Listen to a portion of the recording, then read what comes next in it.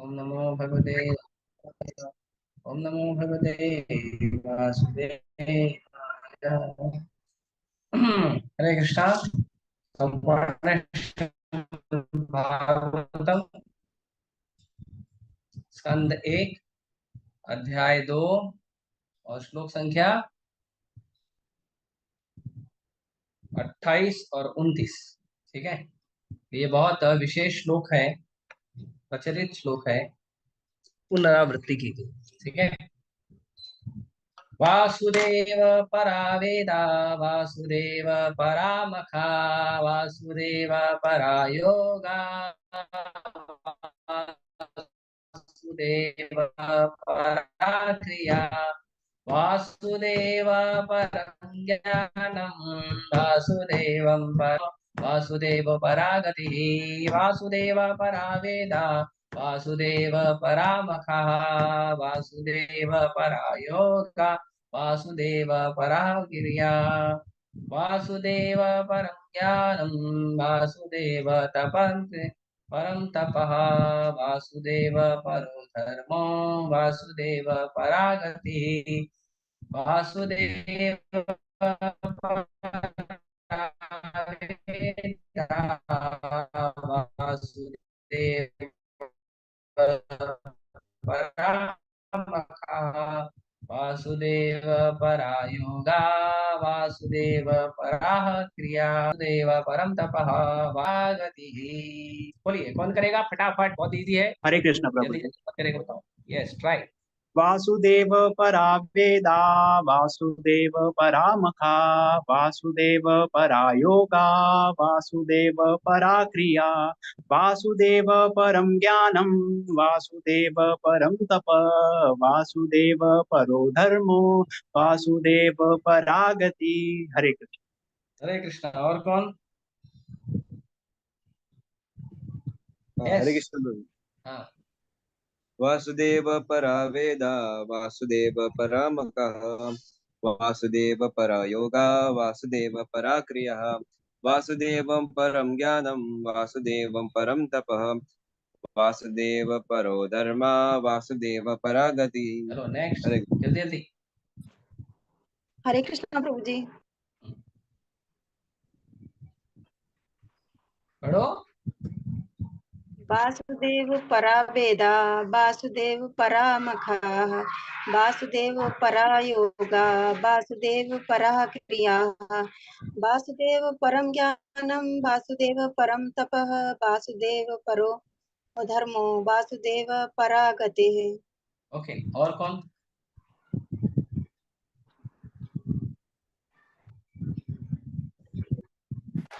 Hare Krishna Prabhu ji.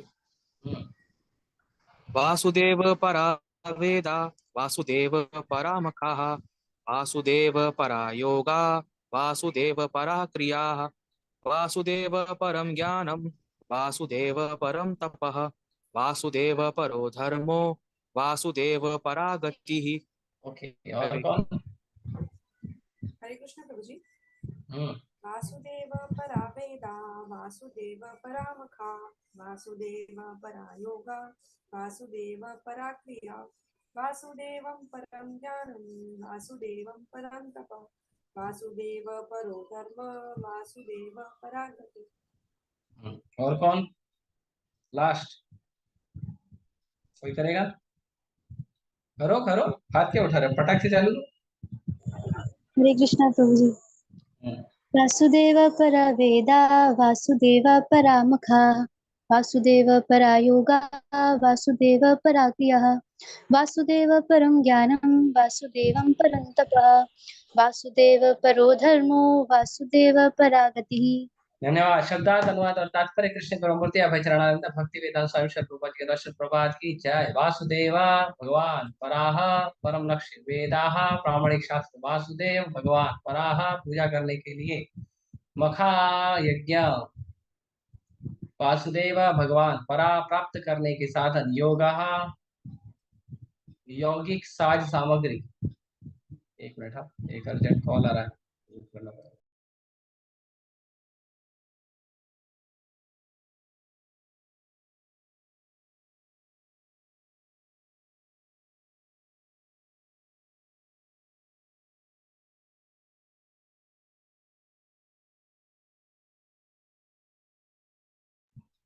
Sorry for disturbance. तो योगा यौगिक सात सामग्री वासुदेव भगवान के परा उनके अधीन क्रिया सकाम कर्म वासुदेव भगवान परम परम ज्ञानम ज्ञान वासुदेव भगवान परम सर्वश्रेष्ठ तपस्या वासुदेव भगवान परः सर्वोच्च गुण धर्म धर्म वासुदेव भगवान पराचरण गति जीवन का लक्ष्य।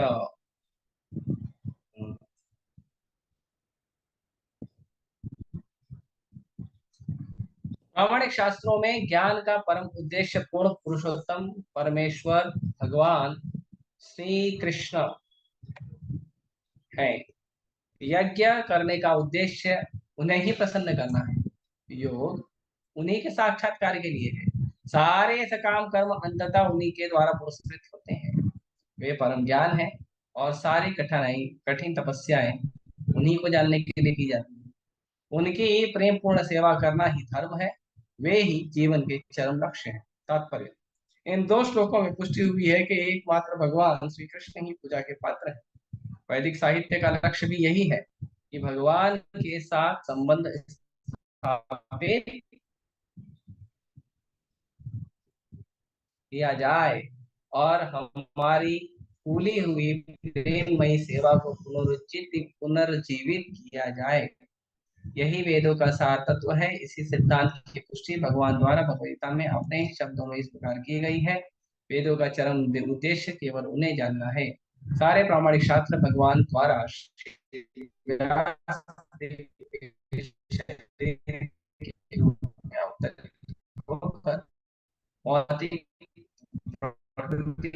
बद्ध पतित आत्माओं को भगवान श्री कृष्ण का स्मरण जल्दी जल्दी ऊपर करो प्रभु। बोल करो नवजोत प्रभु क्या हो रहा है? बहुत लंबा परपट है। इतना स्लो स्लो करोगे ना नहीं होएगा। सिद्धांत की पुष्टि भगवत पतित आत्माओं को भगवान श्री कृष्ण का स्मरण कराने के लिए निर्मित किए गए हैं। कोई भी देवता भौतिक बंधन से मुक्ति नहीं दिला सकता। यही समस्त वैदिक ग्रंथों का निर्णय है। फिर विशेषवादी जिन्हें भगवान के व्यक्तित्व का ज्ञान नहीं होता भगवान की सर्वशक्तिमत्ता को कम बताते हैं क्योंकि वे उन्हें भी अन्य समस्त साधारण जीवों के समान बताते हैं। इसी कारण से निर्विशेषवादियों को बड़ी ही कठिनाई से भौतिक बंधन से मुक्ति मिल पाती है। वे अनेक जन्मों तक दिव्य ज्ञान का अनुशीलन करने के बाद ही उनकी शरण में जा पाते हैं। कोई यह तर्क कर सकता है कि वैदिक कर्म याज्ञिक अनुष्ठानों पर टिके हैं। यह सच है किंतु ऐसे सारे यज्ञ वासुदेव की वास्तविक अनुभूति के लिए भी होते हैं। वासुदेव का अन्य नाम यज्ञ है और भगवत गीता में यह स्पष्ट कहा गया है कि सारे यज्ञ तथा कर्म यज्ञ या भगवान विष्णु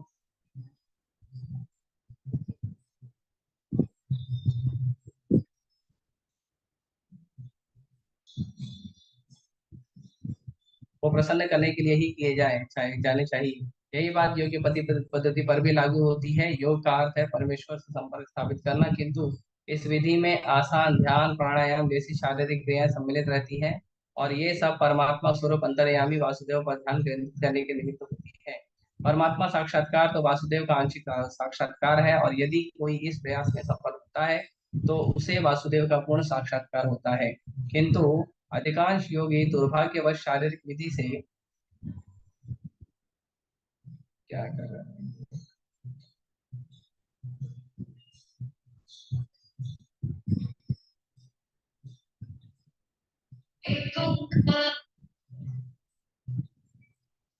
बाबू इतना स्लो क्यों चल रहे हो?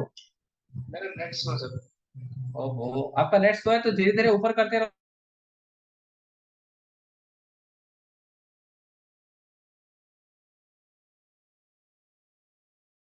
आप नेट को फास्ट करो जल्दी। बहुत लंबा परपट है।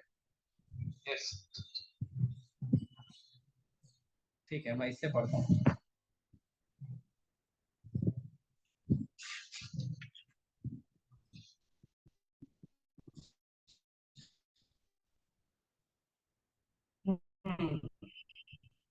अनुशीलन में भी यही बात लागू होती है। भगवत गीता के अनुसार ज्ञान के अनुशीलन के लिए 18 बातें हैं।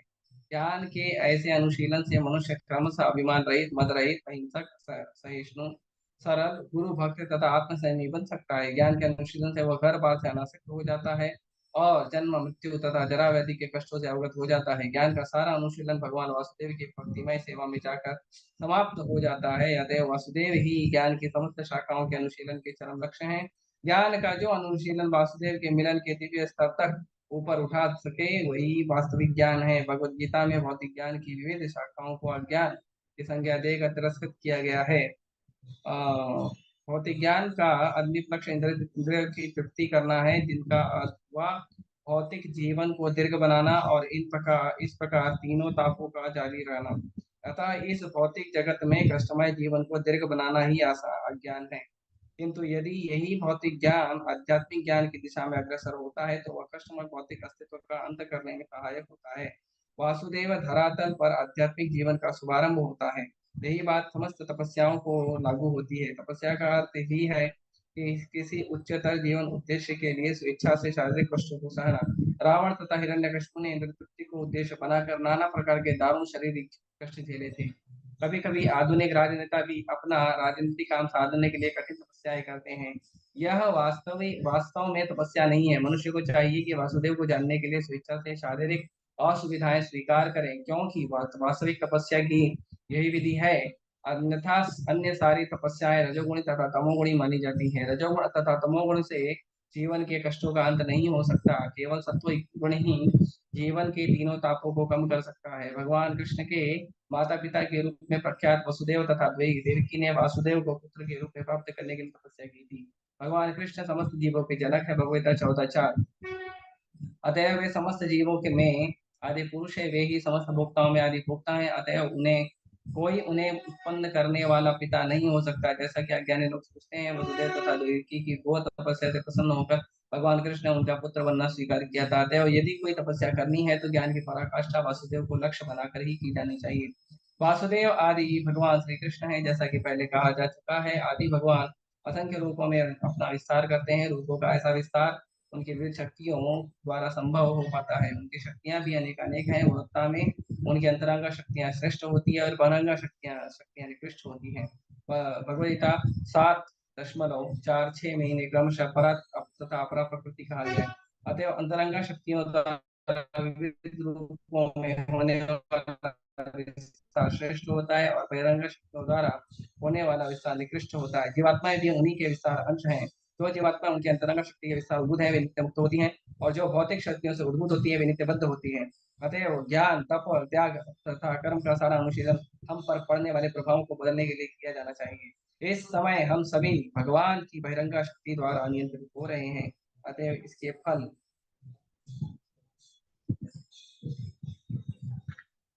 फल को बदलने के लिए हमें आध्यात्मिक शक्ति का अनुशीलन करना चाहिए। भगवद में कहा गया है कि जो महात्मा या जिनके हृदय इतने विशाल हो चुके हैं कि वे भगवान कृष्ण की सेवा में लगे हैं, वे अंतरंग शक्ति के वश में रहते हैं। और इसका फल यह होता है कि ऐसे विशाल हृदय वाले लोग बिना विचलित हुए भगवान की सेवा में लगे रहते हैं। यही जीवन का लक्ष्य होना चाहिए। यही समस्त वैदिक साहित्य का निर्णय है। किसी को सकाम कर्म या दिव्य ज्ञान के विषय में शुष्क चिंतन करने की जरूरत नहीं है। सभी को चाहिए कि तुरंत भगवान की दिव्य प्रेममय सेवा में लग जाए। मनुष्य को ना तो उन विभिन्न देवताओं की पूजा करनी चाहिए जो सृष्टि के उत्पत्ति, पालन तथा संहार का कार्य करने वाले भगवान के हाथ की भांति हैं। ऐसे असंख्य शक्तिशाली देवता हैं जो भौतिक जगत की बाह्य अवस्था की देखरेख करते हैं। वे सब भगवान वासुदेव के सहायकों के समान है। यहाँ तक कि ब्रह्मा जी तथा शिव जी की गणना भी देवताओं में होती है। किंतु भगवान विष्णु या वासुदेव तो सदा दिव्य पद पर रहते हैं। यद्यपि वे भौतिक जगत के सदगुण को स्वीकार करते हैं, किंतु फिर भी वे समस्त भौतिक गुणों से परे रहते हैं। निम्नलिखित उदाहरण से यह बात और स्पष्ट हो जाएगी। एक बंदी गृह में बंदी होते हैं और बंदी गृह के व्यवस्थापक भी होते हैं। किंतु बंदी तथा व्यवस्थापक दोनों राजा के नियमों से बंधे होते हैं। लेकिन कभी कभार राजा बंदी गृह में आता है तो वह बंदी गृह के नियमों से बंधा नहीं होता। राजा सदैव बंदी गृह के नियमों से परे होता है, ठीक उसी तरह जिस तरह भगवान इस भौतिक जगत के नियमों से परे हैं। ओम ज्ञानांजन शलाकया चक्षुरुन्मिलितं तस्मै श्री गुरुवे नमः। श्री चैतन्य मनोभीष्टं स्थापितं येन भूतले स्वयं रूपः कदा मह्यं ददाति स्वपदान्तिकं। वन्देऽहं श्रीगुरुः श्रीयुतापदकमलं श्रीगुरुवैष्णवांश श्रीरूपं साग्रजातं सगणरघुनाथान्वितं तं सजीवं साद्वैतं सावधूतं परिजनसहितं कृष्णचैतन्यदेवं श्री राधा कृष्ण पादान सागणिता श्री विशाखांतां च नमो पादाय कृष्ण पुष्टाभूतले श्रीमते भक्ति वेदांत स्वामी नित्यानंद नमस्ते सारस्वती देवी गौरवाणी चारिणे निर्विशेष शून्यवादी पाश्चात्य देशतारिणे नमो महावदन्याय कृष्ण प्रेम प्रदायते कृष्णाय कृष्ण चैतन्य नामने गौरतुषे नमः। हे कृष्ण करुणा सिंधु दीनबंधु जगत्पते गोपेश गोपिका कांत राधा कांत नमस्तुते तप्त कांचन गौरांगी राधे वृंदावनेश्वरी वृषभानुसुते देवी प्रणमामि हरिप्रिये वाञ्छाकल्पतरुभ्यश्च कृपा सिन्धुभ्यः च पतितानां पावनेभ्यो वैष्णवेभ्यो नमो नमः। जय श्री कृष्ण चैतन्य प्रभु नित्यानंद श्री अद्वैत गदाधर शिवासादि गौर भक्तवृंद हरे कृष्णा कृष्णा कृष्णा हरे हरे हरे राम राम राम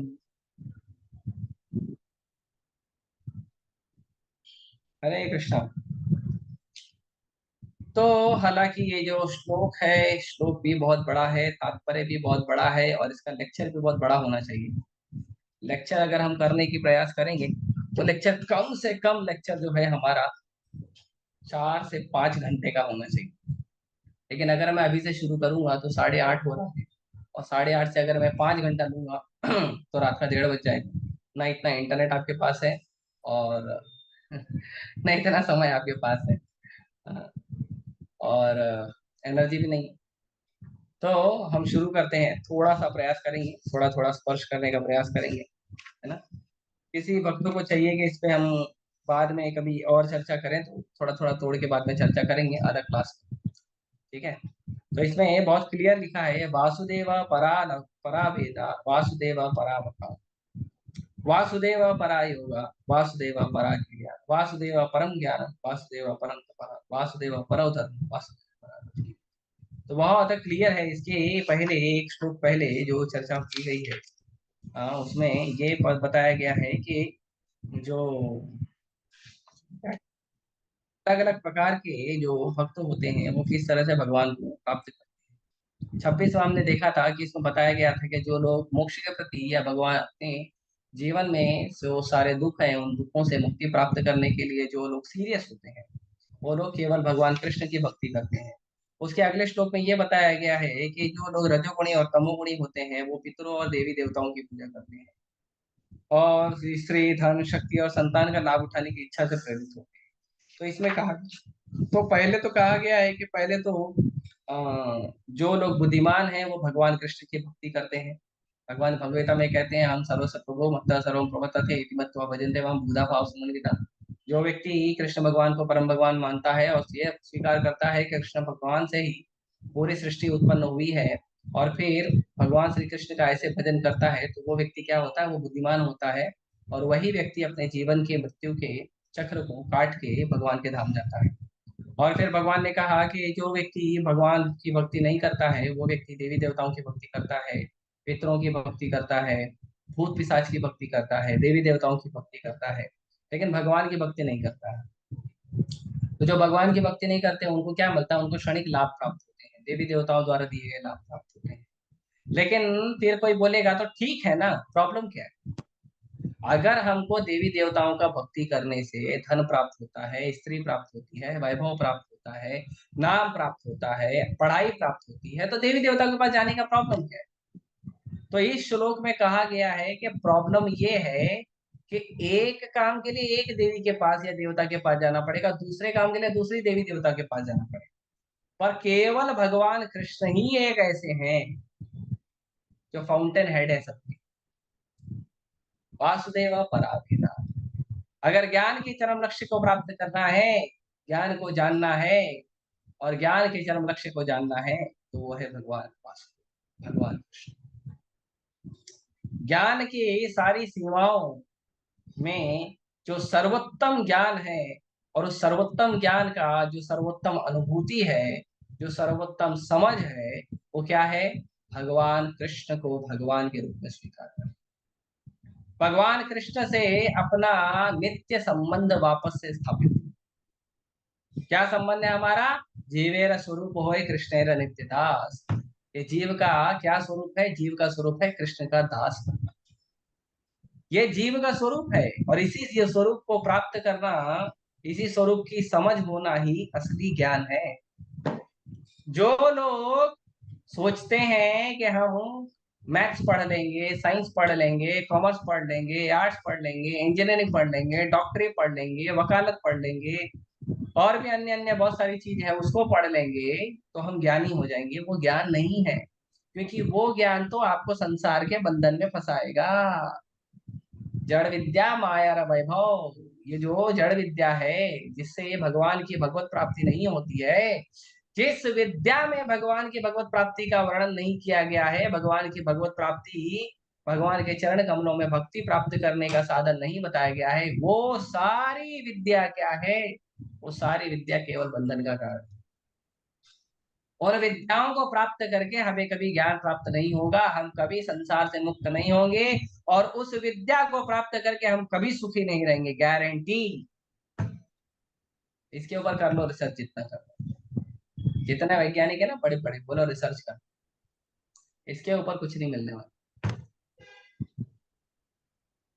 तो असली विद्या क्या है? असली विद्या है भगवान को जानना, भगवान की लीलाओं का श्रवण करना, भगवान की लीलाओं कथाओं का श्रवण करना, कीर्तन करना, स्मरण करना, वंदन करना, अर्चन करना, ध्यान करना, और उनके अनुसार भगवान की सेवा करना, मित्र भाव में, दास भाव में, वो असली ज्ञान है। और जो इन चीजों को, ज्ञान को, इस ज्ञान को नहीं प्राप्त करता है, वो व्यक्ति संसार के दुखों में बंधा रहता है, वो व्यक्ति को मुक्ति कभी नहीं मिलेगी। वो व्यक्ति कभी अभी इंसान का जन्म प्राप्त किया है, फिर अगला जन्म उसको इंसान का 100% नहीं मिलेगा, पता नहीं क्या मिलेगा, लेकिन इंसान का तो नहीं मिलेगा।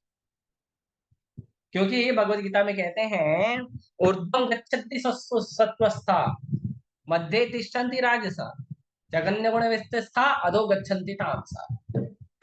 कि जब हम सत्व गुण में रहते हैं तो हम ऊर्ध्व गच्छन्ति होते हैं, ऊपर की ओर उठते हैं, मध्य तिष्ठन्ति राजसा, और जब रजोगुण में रहते हैं तो यही संसार में रचे पचे पड़े रहते हैं, धरती पे ही घूमते रहेंगे, कभी इंसान, कभी कुत्ता, कभी बिल्ली, कभी गधा, कभी शेर, कभी मछली, कभी पक्षी, पता नहीं क्या क्या बन के घूमते रहेंगे। अधोगच्छन्ति तामसा, उससे भी नीचे योनि प्राप्त हो सकती है, उससे भी दुखमय योनि प्राप्त हो सकती है। तो यदि हम भगवान की भक्ति का ज्ञान नहीं लेंगे तो संसार में दुखों को हमने इनविटेशन दे दिया है। इसीलिए सारे ज्ञान का जो चरम लक्ष्य है वो है भगवान श्री कृष्ण की भक्ति को प्राप्त करना, भगवान श्री कृष्ण को प्राप्त करना, भगवान की भक्ति का ज्ञान प्राप्त करना, भगवान के चरण कमल की सेवा प्राप्त करना, यही सारे सृष्टि के ज्ञान का चरम लक्ष्य है। इसीलिए जो वेदा शब्द यूज किया है, वेद का मतलब होता है ज्ञान। इसीलिए प्रभुपाद जी ने उसके शब्दार्थ में वर्णन किया है प्रामाणिक शास्त्र। अब ज्ञान तो बोल दिया, ठीक है, तो कोई बोलेगा ठीक है ना, तो बहुत सारे लोग अपना अपना ज्ञान लिखते हैं, अपना अपना ज्ञान लिखते, प्रामाणिक शास्त्र। प्रामाणिक शास्त्र जो व्यास देव जी के रूप में भगवान श्री कृष्ण धरती पे प्रकट होकर लिखे हैं, केवल उसी ज्ञान को प्रामाणिक ज्ञान कहते हैं। इसमें भगवान ने बताया है कि मनुष्य के जीव का क्या कर्तव्य है, और उसे कैसे भगवान को जानना चाहिए, और कैसे भगवत प्राप्ति करनी चाहिए, उसी को ज्ञान कहते हैं, बाकी को ज्ञान नहीं कहते। जिस ज्ञान के द्वारा भगवान की प्राप्ति नहीं होती है वो ज्ञान नहीं है, वो अज्ञान है। कोई भी ज्ञान हम ले रहे हैं, भले आप वेद पढ़ रहे हो, लेकिन वेद पढ़ने के बाद भी अगर आपको ये समझ नहीं आई है कि भगवान कृष्ण परम भगवान है और हमको उनको समर्पण करना चाहिए, हमको उनकी भक्ति करनी चाहिए, तो वेद पढ़ के भी हम अज्ञानी हैं। जैसे कर्मकांडी लोग हैं, मायावादी हैं, निराकारवादी हैं, वेदों को पढ़ने के बाद भी इनका ये अनुभूति होता है कि भगवान कृष्ण भगवान नहीं, भगवान वासुदेव भगवान नहीं है। भगवान क्या है? भगवान का ना आंख है, ना कान है, ना हाथ है, ना पैर है, ना मुंह है, ना जीवा है, कुछ नहीं है। भगवान निराकार है। तुम्हारा आकार है लेकिन भगवान निराकार है। बच्चे का रूप है लेकिन भगवान का रूप ही नहीं है। तो इसको कहते हैं अज्ञान। जो व्यक्ति वेदों को पढ़ने के बाद भी भगवान कृष्ण को भगवान के रूप में नहीं स्वीकार करता है, उनकी भक्ति नहीं करता है, उनके चरण कमलों की सेवा का प्रयास नहीं करता है, उसके बाद भी अगर वेदों के पढ़ने के बाद भी ऐसी परिस्थिति है तो वो व्यक्ति अज्ञानी है। वो व्यक्ति ज्ञानी है। इसीलिए चैतन्य महाप्रभु कहते हैं कि जो मायावादी है वो क्या है, वो कृष्णेर अपराधी, वो भगवान के अपराधी। क्यों? क्योंकि वेदों को पढ़ने के बाद, शास्त्रों को पढ़ने के बावजूद वो क्या करते हैं, भगवान को भगवान नहीं, इसीलिए अपराधी है। मायावादी, निराकारवादी, ब्रह्मवादी, निर्विशेषवादी, शून्यवादी, ये सब क्या है, ये सब कृष्ण के अपराधी। कृष्ण के भक्त, कृष्ण के सेवक वही हैं जो कृष्ण को परम भगवान के रूप में स्वीकार करते हैं। इसीलिए ज्ञान का चरम लक्ष्य क्या होना चाहिए, वेदांत कृत वेद विदेवचा। भगवान कहते हैं भगवद गीता के 15वें अध्याय के 15 नंबर श्लोक में, वेदांत कृत वेद विदेवचा हम। अरे वेदों को लिखने वाला मैं हूँ, वेदों का संकलन करने वाला मैं हूँ, और वेदों को जानने का मतलब मुझे जानना है। जैसे मैंने पिछली क्लास में बताया था कि श्रीमती राधा रानी का वर्णन करते समय ये बताया जा रहा था कि श्रीमती राधा रानी जो है वो परफेक्ट ज्ञानी है। क्यों? क्योंकि उसने, श्रीमती राधा रानी जो वेदों की चरम लक्ष्य भगवान श्री कृष्ण की प्रेमा भक्ति है और भगवान श्री कृष्ण की जो चरण सेवा है, वो श्रीमती राधा रानी को प्राप्त हुई। इसीलिए असली ज्ञानी राधा रानी, असली ज्ञानी राधा रानी के अनुगामी लोग हैं, उनके अनुयायी लोग हैं। इसीलिए असली ज्ञानी वही व्यक्ति है जो भगवान श्री कृष्ण को भगवान के रूप में स्वीकार करता है, उनकी भक्ति करता है, उनकी सेवा करता है, उनके भक्तों की सेवा करता है, उनके भक्तों को प्रचार में सहयोग करता है, वो व्यक्ति ज्ञानी है। और इसीलिए ज्ञान को पढ़ते समय हमें उद्देश्य पता होना चाहिए कि जो मैं ज्ञान ले रहा हूँ, इस ज्ञान का उद्देश्य क्या है। नहीं तो फिर ज्ञान लेने का क्या फायदा। पोती पड़ी पड़ी जगमुआ, पंडित भयानक होए, बुद्धिमान बना ही नहीं आप। आगे वासुदेवा परामखा, और जितने भी यज्ञ तपा ज्ञान जितना भी होता है, जितना भी बड़ा यज्ञ, बड़ा बड़ा यज्ञ किया जाता है, उन सारे यज्ञ का जो एकमात्र स्रोत है, उन सारे यज्ञ का जो एकमात्र भोक्ता है, वो कौन है, कृष्ण है। भगवान भगवता में इसे भी कहते हैं, इसे भी कहते हैं भोक्ताराम यज्ञ तपसाम सर्वलोक महेश। भगवान कहते हैं मैं ही भोक्ता हूँ, यज्ञ तप, ये सब यज्ञ तपस्या, इन सब का भोक्ता, असली भोक्ता कौन है, मैं हूँ।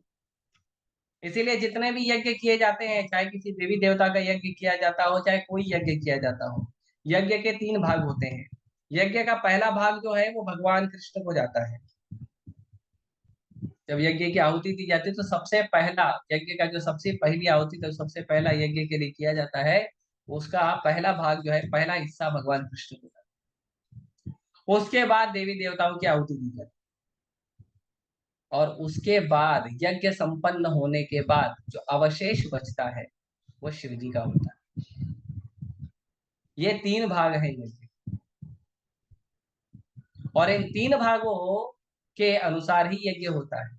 तो यज्ञ का जो असली भोक्ता है वो भगवान कृष्ण है। आप यज्ञ चाहे किसी का करो, लेकिन यज्ञ के जो भोक्ता भगवान यज्ञेश्वर भगवान कृष्ण ही है, और कोई नहीं। तो मखा, मखा जो है यज्ञ को कहते हैं, जो हवन आदि किया जाता है। वासुदेवा परा योगा, जितना भी योग साधन तपस्या हम करते हैं, जितना भी योग करते हैं, योग मतलब जैसे कर्म योग है, ज्ञान योग है, ध्यान योग है, और बहुत सारे योग है। ये सारे योग क्या है, भक्ति योग है। तो योग का मतलब होता है जुड़ना, एक ऐसे जुड़ा, प्लस है ना, प्लस साइन में मैथ्स में होता है प्लस साइन, तो योग का मतलब होता है जुड़ना। किसको जुड़ना, तो जो जीव है, जो जीव है उसको भगवान से जुड़ना। जो जीव है वो भगवान से जुड़ता है, इसीलिए उसको कहते हैं योग। तो जीव का भगवान से जुड़ने को योग करते हैं। अभी कोई कहेगा हम कर्म योग कर रहे हैं, तो उसको बोलो भैया आप कर्म ऐसा करो जिससे आप भगवान से जुड़ो, तो उसको कर्म योग कहते हैं। नहीं, गधे की तरह, कर्मी की तरह काम करने को कर्म योग नहीं कहते हैं, उसको बोलते हैं गधा मजदूरी, उसको कहते हैं श्रम एव ही केवलम।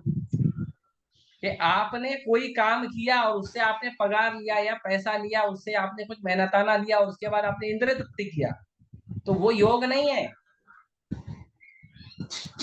योग नहीं है, वो क्या है, वो है श्रम एव ही केवलम, कि आपने मेहनत तो किया लेकिन उस मेहनत का जो उपार्जन है, उस मेहनत का जो चरम लक्ष्य है, उसको प्राप्त करने का अपने प्रयास में, ये समझना चाहिए। इसीलिए वासुदेव परायोग, जो योग है वो भी वासुदेव पारायण ही होना चाहिए, भगवान की भक्ति के पारायण ही होना चाहिए। जो योग करो, कर्म योग करो, ऐसा कर्म करो कृष्ण तक पहुंचो। ज्ञान योग करो, ऐसा ज्ञान लो कृष्ण तक पहुंचो। ध्यान योग करो, ऐसा ध्यान करो कृष्ण तक पहुंचो।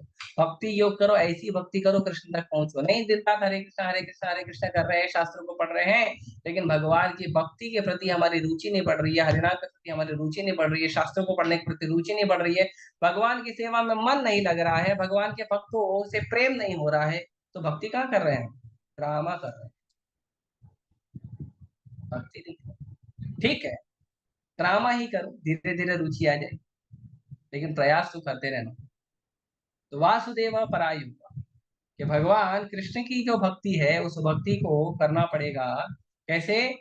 जो योग है वो योग उस प्रकार से होना चाहिए कि वो वासुदेव परायण हो, भगवान कृष्ण के भक्ति के परायण, उसी को योग कहते हैं।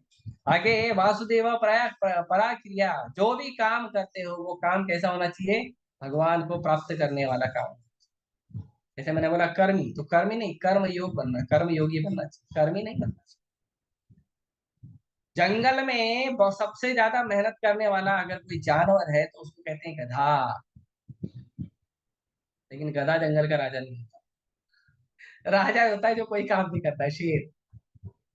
तो अगर कर्म का नियम देखेंगे तो राजा गधे को बनाना चाहिए, लेकिन राजा गधे को नहीं बनाया जाता है, राजा शेर को बनाया जाता है। जो बुद्धिमान होता है, जो डिसिप्लिन कंट्रोल कर सकता है, उसको राजा बनाया जाता है। जो न्याय अवस्था देख सकता है, उसको राजा बनाया जाता है। केवल मेहनत करने वालों को राजा नहीं बनाया जाता। तो कर्म प्रधान नहीं है संसार, कर्म प्रधान नहीं है संसार, धर्म प्रधान। जो धर्म की रक्षा कर सकता है, धर्म की सेवा कर सकता है, और जो भगवान है, जो धर्म के पिता हैं, उन भगवान की सेवा कर सकता है, वो व्यक्ति को राजा बनाया जाना चाहिए। ये असली भाव है। तो वासुदेव पराक्रिया, जो काम करते हो, जो खाते हो, जो पीते हो, जो देखते हो, जो सोते हो, जो सुनते हो, क्या कहते हैं, कार्य करते हो, कहीं के चलते हो, कहीं कुछ सेवा करते हो, सब कुछ कैसे होने चाहिए? वासुदेव परायण, भगवान कृष्ण भक्ति को प्राप्त करने के लिए होना चाहिए। आगे वासुदेव परम ज्ञानम, वासुदेव ही परम ज्ञान है। देखो एक बार बोला है वासुदेव परावेदा, वापस रिपीट कर रहे हैं। एक बार बोला वासुदेव परावेदा, सारे वेद को जानना, सारे ज्ञान को जानने का मतलब है वासुदेव पारायण होना चाहिए। वापस बोलते हैं वासुदेव भगवान ही परम ज्ञान है, भगवान कृष्ण ही परम ज्ञान है, दूसरा कोई परम ज्ञान नहीं है। भगवान को जानना ही असली ज्ञान। जो व्यक्ति भगवान को नहीं जानता है, भगवान को जानने का प्रयास नहीं करता है, नास्तिक बन के घूम रहा है, डॉक्टर इंजीनियर लॉयर और ना जाने क्या क्या क्या क्या अलग अलग भेष बना के घूम रहे हैं, वो ज्ञानी नहीं है, वो मूर्ख है, मूर्ख है, धूर्त है। इसीलिए भगवान भगवद गीता में कहते हैं कि जो व्यक्ति भगवान को नहीं जानते वो कैसे हैं? मूर्ख हैं। और जो भगवान को जानते बुद्धिमान है। ये भगवान स्वयं अपने मुंह से कहते हैं, इसे स्वीकार करना चाहिए। वासुदेवा परम तपः, कोई भी तपस्या करनी है तो वो तपस्या ऐसी करनी चाहिए कि हमें भगवान की प्राप्ति हो, भक्ति की प्राप्ति हो। इसमें उदाहरण दिया गया है रावण और हिरण्यकशिपु का। रावण और हिरण्यकशिपु जितना जो उन्होंने तपस्या किया था, उतना तपस्या मनुष्य समाज में आज तक कोई कर नहीं सकता है। अब सोचिए 36,000 साल हिरण्यकशिपु पैर के अंगूठे के बल पर खड़ा है, 36,000 साल, देवताओं के 100 वर्ष हिरण्यकशिपु खड़ा है, और वो खड़े हो गए पर्वत के ऊपर तपस्या कर रहा है, और उसका आधा शरीर जो है चींटियों ने खा लिया है। उसके आधे शरीर में तो मांस है, लेकिन आधा शरीर जो है पूरा खाली हो चुका है, कंकाल। अपने हड्डियों में प्राण को रखकर हिरण्यकशिपु भगवान की भक्ति कर रहा था, तपस्या कर रहा था, और हिरण्यकशिपु के पूरे शरीर को वो चींटियों ने अपना घर बना दिया था। हिरण्यकशिपु दिख भी नहीं रहा था, क्या तपस्या किया। जब ब्रह्मा जी आए तो हिरण्यकशिपु दिख नहीं रहा था, कहाँ कहे हिरण्यकशिपु, कैसे पता चला? तो एक टीले से बहुत सारी अग्नि निकल रही थी, तो उनको लगा यहीं अंदर हिरण्यकशिपु होगा। ब्रह्मा जी ने अपने कमंडल से पानी फेंका, तब जाके देखा कि हिरण्यकशिपु यहाँ पे है। ऐसी तपस्या। रावण अपना सिर काट के 10 बार अपना सिर काट काट के शिव जी के चरणों में अर्पित किया। ऐसा तपस्या कौन करता है? भस्मासुर अपना सिर काट के शिव जी को अर्पण करने जा रहा था, अपना हाथ पैर सब काट के अर्पण कर चुका था। कौन करता है ऐसी तपस्या? कोई नहीं करता है। और ऐसे असुरों ने किया, क्या मिला? क्या मिला? रावण ने तो तपस्या किया, भगवान आए, उसका हरि बोल कर दिया। हिरण्यकशिपु तपस्या किया 36,000 साल, फायदा कितना मिला? 5 साल। 36,000 साल तपस्या करके घर पे गया, प्रहलाद महाराज पैदा हुए। 5 साल के प्रहलाद महाराज हुए, हिरण्यकशिपु प्रकट हुए, फाड़ दिए। 36,000 साल की मेहनत, 5 साल का फल, क्या फायदा? ऐसी तपस्या नहीं। तपस्या करनी है तो ध्रुव महाराज की तरह करो, अम्बरीश महाराज की तरह करो, अर्जुन की तरह करो, कुंती महारानी की तरह करो, वसुदेव और देवकी की तरह करो, भगवान को ही मांग लो। इसीलिए कई बार कहते हैं लोग कि भूखा रहने को तपस्या करते हैं। भूखा रहने को तपस्या नहीं कहते, भगवान की भक्ति करने को तपस्या कहते हैं। आप सुबह से शाम तक भूखे हो, कुछ खाए पिए नहीं हो सुबह से शाम तक, और जाके दिन में 4 बार सो गए, ना जप किया ना भजन किया, कुछ नहीं किया, उल्टे इंद्र तृप्ति किया। और ऊपर से आजकल तो लोग, कोई कुछ लोग है ना, वो उपवास में चाय वाय पी लेते हैं, सत्यानाश कर देते पूरे उपवास का। ऐसा नहीं करना चाहिए। तपस्या करना है तो तपस्या का मतलब होता है उपवास। उपवास मतलब अपने साधारण जीवन से ऊपर उठ के निवास करना, उसको कहते हैं उपवास। और साधारण जीवन से ऊपर उठ के मतलब साधारण जीवन में जो भी कार्य करते हैं उन सभी कार्यों को कम से कम करना, और भगवान का ज्यादा से ज्यादा भजन करना। जैसे इस्कॉन में हमें जब एकादशी करते हैं तो प्रभुपाद जी ने कहा है कि रोज 16 माला करना, लेकिन एकादशी को 25 माला करना। तो कुछ भक्त ऐसे हैं जो एकादशी को 64 माला करते हैं, 108 माला करते हैं, 128 माला करते हैं। भक्त लोग ऐसे हैं जो ज्यादा माला करते हैं एकादशी के दिन। नॉर्मल दिन में भी कई कई भक्त हैं ज्यादा ज्यादा माला जप करते हैं। तो भगवान का ज्यादा से ज्यादा नाम जप करना, ग्रंथों को पढ़ना, प्रचार करना, ये असली उपवास है। इसीलिए साधु का जीवन ही उपवास होता है। साधु का अलग से क्या उपवास करता है? तो पूरा जीवन ही उपवास होता है। रोज उसको ग्रंथ पढ़ना है, रोज नाम जप करना है, रोज प्रचार करना है। तो उपवास उसको कहते हैं। जो तो तपस्या है वो तपस्या कैसी होनी चाहिए? वासुदेव परम तपः। असली तपस्या वो है जब आप भगवान कृष्ण को प्राप्त करो, भगवान कृष्ण की भक्ति को प्राप्त करो, भगवान कृष्ण के नाम में रुचि प्राप्त करो, भगवान कृष्ण के ग्रंथों में रुचि प्राप्त करो, भगवान कृष्ण के चरणों में सेवा प्राप्त करो, भगवान कृष्ण के चरणों में समर्पित सेवकों की सेवा प्राप्त करो। भगवान के सेवक जो हैं, जो प्रचार करते हैं, ऐसे सेवकों को सहयोग करने का अगर आपको सुनहरा अवसर मिले, वो असली तपस्या है। बाकी भूखा रहना तपस्या थोड़ी है। सड़क पर हजारों भिखारी भूखे सो जाते हैं रात को, उनको थोड़ी तपस्या गिना जाता है, उसको भूखमरी गिना जाता है, अकाल गिना जाता है, वो तपस्या में नहीं है। आगे, वासुदेवा परो धर्म। सारे धर्म का असली लक्ष्य क्या है? भगवान वासुदेव को प्राप्त करना। भगवान कृष्ण को प्राप्त करने के अलावा संसार के जितने भी धर्म है सब शरीर के धर्म है। आत्मा का धर्म एक ही है। आत्मा का धर्म है भगवान कृष्ण का भक्त बनना, भगवान कृष्ण की भक्ति को। यही एकमात्र धर्म है जो धर्म कभी बदलता नहीं है। आप हिंदू हो, मुस्लिम हो, क्रिश्चियन हो, सिख हो, ईसाई हो, जैन हो, वो इम्पोर्टेंट नहीं है। आप भगवान कृष्ण के अनन्य भक्त हो या नहीं, वो इम्पोर्टेंट। और अलग अलग धर्म में भगवान के अलग अलग नामों का वर्णन किया गया, उन नाम का उच्चारण करो। इसीलिए सभी धर्मों का सार क्या है? भगवान का नाम जप करना। हरे कृष्णा कृष्णा कृष्णा हरे राम राम राम। भगवान का नाम जप। सभी धर्म, चाहे हिंदू हो, चाहे मुस्लिम हो, चाहे क्रिश्चियन हो, चाहे सिख हो, चाहे जैन हो, सब में, सभी धर्मों में भगवान के नाम का वर्णन किया गया है। नाम का जप करें, भगवान का नाम जप करें। जीवे दया नामे रुचि। जीवों पे दया करिए और नाम रुचि उत्पन्न करिए। भगवान के नाम में रुचि उत्पन्न करिए और संसार में जितने भी जीव हैं उन पर दया करिए, उन पे कृपा करिए। उनको कृष्ण से जोड़ने का प्रयास करिए। ये असली धर्म है। बाकी सारे धर्म ढकोसले हैं, बाकी सारे धर्म चीटिंग धर्म है। इसीलिए श्रीमद् भागवतम के दूसरे श्लोक में पहला अध्याय पहला स्कंद पहला अध्याय दूसरे श्लोक में कहा गया है कि जो कैटब धर्म है उसको निकाल कर फेंक दिया गया है। कैटब धर्म मतलब इस धर्म में भगवान कृष्ण के अलावा और किसी चीज की बात की जाती है, भगवान कृष्ण से कनेक्शन के अलावा किसी और चीज की बात की जाती है, वो सारे धर्म चीटिंग धर्म।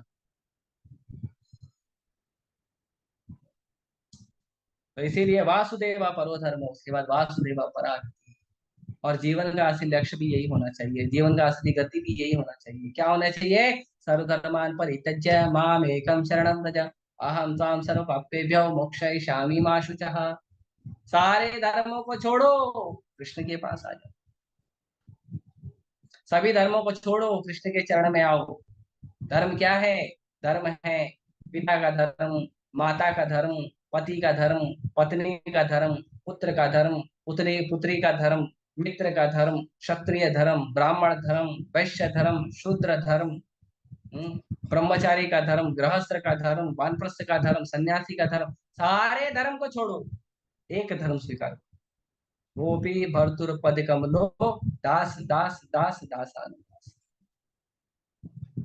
चैतन्य महाप्रभु कहते हैं, ना हम पे पुना च नरपति, ना पे वैश्यो न शूद्रो, ना हम वर्णि न च ग्रहपति, न मनस्तो ये तो हुआ किंतु प्रोक्तान निखिल परमानंद पूर्णा प्राप्ते गोपी भर्तुर पद कमलो दास दास दास दासानु दास। महाप्रभु कहते हैं कि ना मैं ब्राह्मण हूँ, न क्षत्रिय हूँ, न शूद्र हूँ, न वैश्य हूँ। न मैं ब्राह्मण हूँ, न क्षत्रिय हूँ, न वैश्य हूँ, न शूद्र हूँ, न ब्रह्मचारी हूँ, न गृहस्थ हूँ, न वानप्रस्थ हूँ, न सन्यासी हूँ। फिर क्या हुआ? अरे आप किसी तो वर्ण व्यवस्था में हो। बोले भगवान के चरणों में जो सेवक सेवा में लगे हैं, उन सेवकों के सेवकों के सेवकों का सेवक बनने या बनना मेरा असली धर्म। जो स्वयं भगवान है, ब्रजेंद्र नंदन भगवान श्री कृष्ण, वो धरती पे आके चैतन्य महाप्रभु के रूप में कहते हैं कि जो गोपियों के भरण पोषण का काम करते हैं, ऐसे गोपियों के भरण पोषण करने वाले भगवान के दास का दास का दास का दास का दास बनना मेरा धर्म है। यही धर्म है, दूसरा कोई धर्म नहीं, यही गति है। बाकी जितने धर्म है वो सर्व धर्मों के लिए भगवान कृष्ण का सर्व धर्मान परित्यज्य, सारे धर्म छोड़ दो। मम एकम, एक ही धर्म पालन करो। कौन सा? मेरे परायण होकर कार्य करो, मेरे परायण होकर भक्ति करो। एक ही धर्म है। मन मना भव मद्भक्तो मद्याजी माम नमस्कुरु माम वैश्य सत्यम ते प्रति जाने प्रियोसी। मैं सत्य कहता हूँ अर्जुन, सत्य कहता हूँ, मेरे परायण बनो। तो भगवान कृष्ण के प्रति परायण बनो, जो काम करते हो। इसके लिए भगवान भगवत और एक श्लोक कहते हैं, यत् करोषि यच्छासि यत् जुहोषि ददासि यत् तपस्यसि कौन्तेय तत् कुरुष्व मदर्पणम्। जो करते हो, जो खाते हो, जो देखते हो, जो सोते हो, जो तपस्या करते हो, जो दान देते हो, सब मुझे लाओ इधर। कोई बोलेगा भाई भगवान हम तो गरीब आदमी है, 2 वक्त की रोटी मिल जाए बड़ी मुश्किल है, क्या देंगे आपको, हमारे पास ही कुछ नहीं। तो भगवान बोलते हैं, पत्रम पुष्पम फलम तोयम यो मे भक्त्या प्रयच्छति तदम भक्ता उपरतम अश्नामि प्रयतात्मना। कोई बात नहीं, एक पत्ता दे दो, एक फूल दे दो, एक फल दे दो, थोड़ा पानी दे दो, थोड़ा अनाज दे दो, जो है वही दो।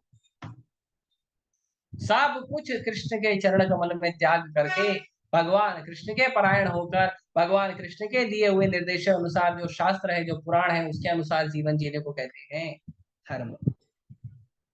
और जो व्यक्ति भगवान कृष्ण के परायण होकर जीवन नहीं जीता है वो अधर्मी है। एकदम क्लियर शब्द, वो अधर्मी है। जो भगवान कृष्ण के दिए गए निर्देशानुसार जीवन जीकर भगवान कृष्ण को चरम लक्ष्य मानकर जीवन नहीं जीता है वो अधर्मी है। क्योंकि धर्म का मतलब तो है भगवान कृष्ण को प्राप्त करना। धर्म का असली उद्देश्य है भगवान कृष्ण की सेवा प्राप्त करना, भगवान कृष्ण की भक्ति प्राप्त करना। और जो नहीं करता है वो धर्म कहाँ है? और जो धर्म का पालन नहीं करता वो धार्मिक कैसे? इसीलिए सनातन का मतलब होता है भगवान कृष्ण का भक्त बनना। अमैवांशो जीवलोके जीव भूत सनातन। भगवान बोलते सारे जीव मेरे अंश हैं और मैं भी सनातन हूँ, मेरे जीव भी सनातन है। तो भगवान सनातन है और जीव सनातन है, तो भगवान और जीव का रिलेशन भी सनातन है। तो भगवान और जीव दोनों सनातन, दोनों का रिलेशन सनातन। तो सनातन धर्म का मतलब है भगवान कृष्ण का दास बनना, भगवान कृष्ण का भक्त बनना, वो है सनातन धर्म। सनातन धर्म का मतलब नहीं है कि खाली तिलक लगाकर घूमना दिन भर और बाद में जाके तंगड़ी तोड़ना, मांस खाना, मदिरा पीना और फिर अपने आप को बोलना कि मैं सनातन धर्म का। एक बहुत बड़ी मूर्खता मुझे बड़ी अजीब लगती है, अच्छी नहीं लगती, अजीब लगती है। एक बड़ी मूर्खता है, बड़ी अजीब सी है। कुछ लोग कहते हैं कि अभी याद आ गया, अब क्या कहें, तो सुनो बांट लूं आपसे। कुछ लोग कहते हैं कि जो मांस खाते हैं ना, मांस, तो मांस में भी दो प्रकार के मांस खाए जाते हैं। एक होता है हलाल और एक होता है झटका। तो कुछ हिंदू लोग कहते हैं कि जो हलाल वाला मांस है वो नहीं खाना चाहिए, झटका वाला मांस खाना चाहिए। अच्छा, तो झटका वाला मांस जो है वो सनातनी है, ऐसा उनका कहना है। अब इन मूर्खों को कौन समझाए? तुम चाहे झटका करो या हलाल करो, जीव की तो हत्या होगी ना, जीव की हत्या दी गई है। सनातन धर्म तो कहता है सर्वभूत हृदय रहता, सभी जीवों का कल्याण की बात करने वाला सनातन धर्म में तो कहते हो जीव को झटके से मार दो और फिर उसको खा लो। जीव की तो हत्या हुई ना। हाँ, नामे रुचि जीवे दया, भगवान के नाम में रुचि हो और जीवों पे दया हो, ये सनातन धर्म का भाव है। लेकिन क्या करते हैं, नहीं झटके से काटते, हलाल नहीं खाएंगे क्योंकि हलाल मुसलमान लोग खाते हैं, हम हिंदू हैं, हम झटका वाला खाएंगे। तुम चाहे झटका करो, चाहे हलाल करो, चाहे कुछ भी करो, जीव की तो हत्या हुई ना। भगवान कृष्ण का एक बच्चा तो खत्म हुआ ना, उसके मरे हुए शरीर को तुम नोच कर खाओगे तो तुम क्या कहते हो, अपने आप को धार्मिक है?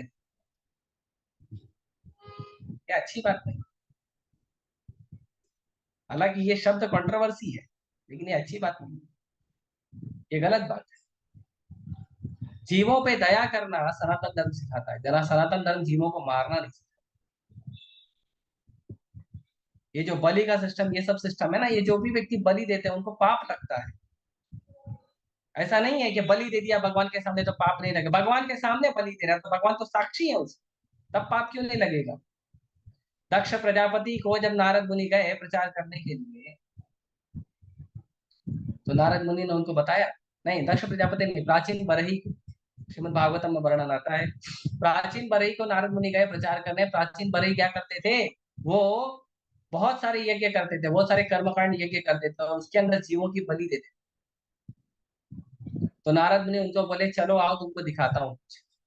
नारद मुनि ने उनको ऊपर सीसीटीवी कैमरा खोल के दिखा दिया। नारद मुनि ने कहा जितने जीवों की तुमने हत्या की है ना यज्ञ में, यज्ञ के नाम से, बलि के नाम से, वो सारे जीव तुम्हारा वेट कर रहे हैं तुमको नोच नोच के खाने के लिए। तो बलि का मतलब नहीं होता है कि आप पाप से मुक्त हो गए। चाहे आप बलि दो, चाहे आप झटका करो, चाहे आप भला दो, पाप तो लगेगा, क्योंकि तुमने कृष्ण का एक बच्चा मारा, तुमने बच्चा मारा, वो किसी कारण के लिए मारा हो, चाहे यज्ञ में आहुति देने के लिए मारा हो, चाहे आपने मांस खाने के लिए मारा हो, चाहे किसी कारण से मारा हो, चाहे आपने शिकार आखेट खेलने के लिए मारा हो, पाप तो पाप, उसका तो भोग करना पड़ेगा। तो इसीलिए हमें बहुत बचना चाहिए। सनातन धर्म का मतलब है भगवान सनातन है, जीव सनातन है, भगवान और जीव का संबंध भी सनातन है, और उसी संबंध को भगवान कृष्ण की भक्ति, उसी सनातन धर्म को कृष्ण भक्ति कहते।